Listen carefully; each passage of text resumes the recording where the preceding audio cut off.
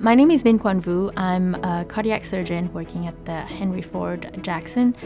My areas of expertise is in advanced coronary bypass surgeries, most specifically off-pump procedures. I've also trained at the Cleveland Clinic doing mitral valve repairs through the robotic approach and minimally invasive approach also. I got interested in cardiac surgery when I was doing a rotation in general surgery. I saw myself as a surgeon.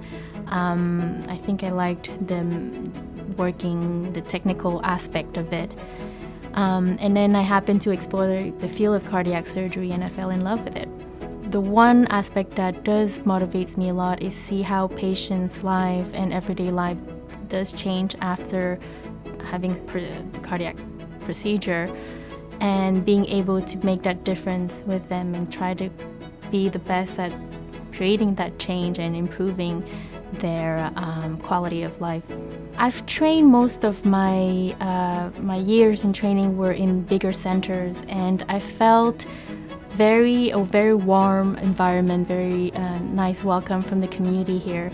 I think it's a practice I can see myself developing and being part of that community. And I felt that chemistry with the team when I came here, so that hooked me in.